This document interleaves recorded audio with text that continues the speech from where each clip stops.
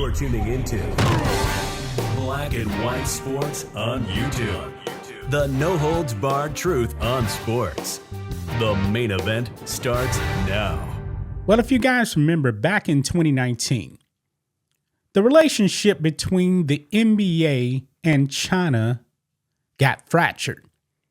It got fractured because then Houston Rockets general manager Daryl Morey actually showed support for Hong Kong. Now, Hong Kong is a special administrative area of the People's Republic of China. In other words, guys, it's not really China, but China owns the territory. Yeah. If you actually asked any Hong Kong person here in America, if they're from China, they're going to tell you no. We're from Hong Kong. Okay? Hong Kong was under British control for well over 100 years. Okay? But in 2019, Daryl Morey said, fight for freedom, stand with Hong Kong. Something like that. And the communists over there in China did not like that. And they actually wanted the NBA to have Daryl Morey fired. Now, Daryl Morey did not get fired, but what happened in 2020? Oh, the communist BLM movement. And the NBA went all out to show you how much they hated America.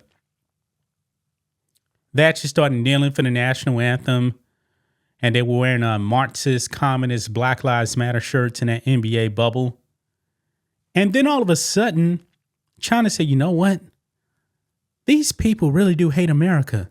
Let's actually play a few of their games over there, because the NBA got banned in China because of what Daryl Morey said. Then you had all these NBA players coming out there and apologizing to communist China. Why? For freedom? Apparently the NBA doesn't like freedom. And the NBA since then, they really showed you how much they hate the U.S., man. A lot of these NBA players, not all of them, but for the most part, they're left-wing lunatics, like one LeBron James.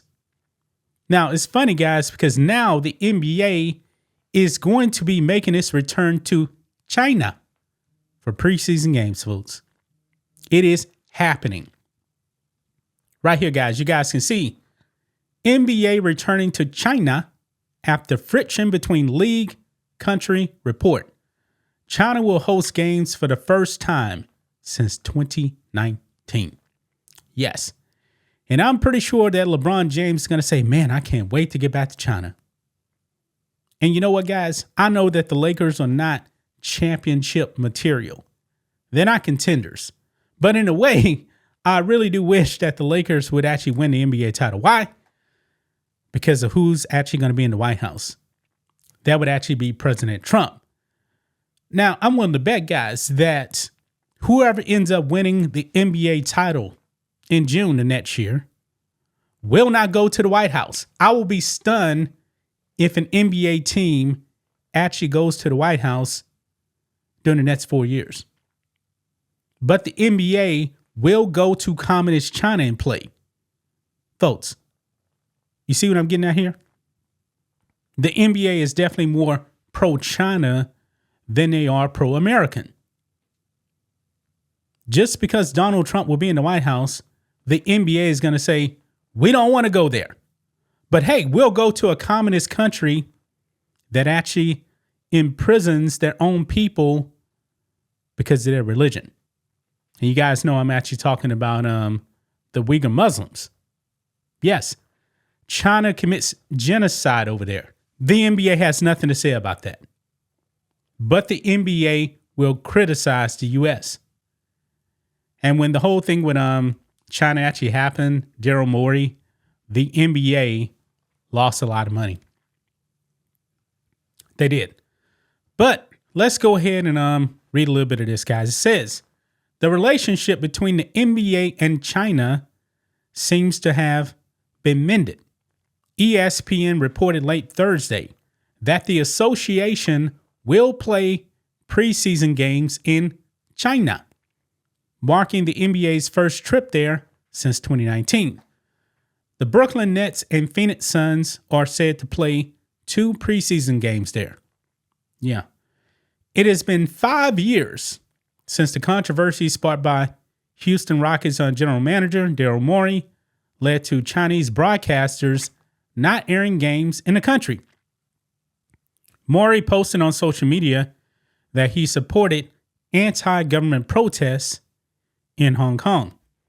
Chinese officials wanted Morey fired in 2019 after he showed his support for the anti-government protests, leading to a disagreement with China on the issue.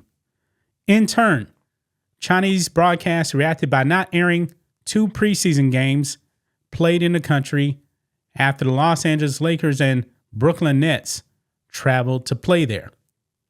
NBA Commissioner Adam Silver revealed that the league has suffered dramatic financial losses due to corporate sponsors fleeing and other factors. However, back in October, Silver said he felt a return was possible.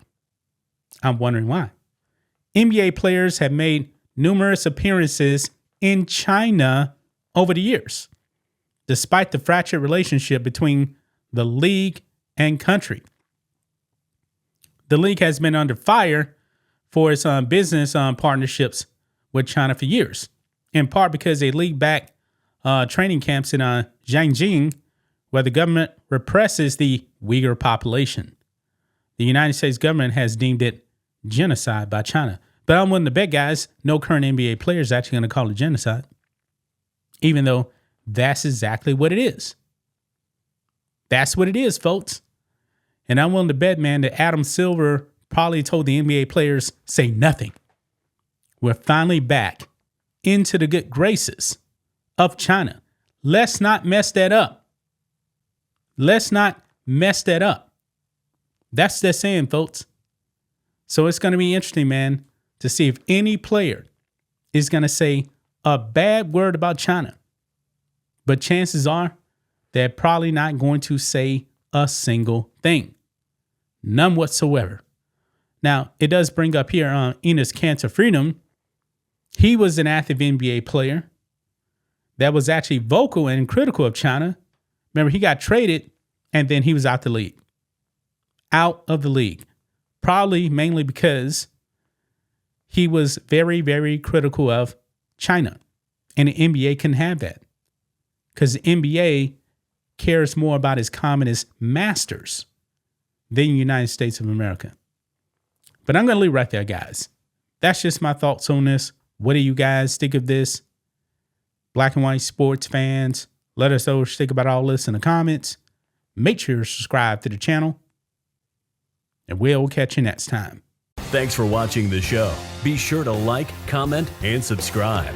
Be sure to tune in next time on Black and White Sports.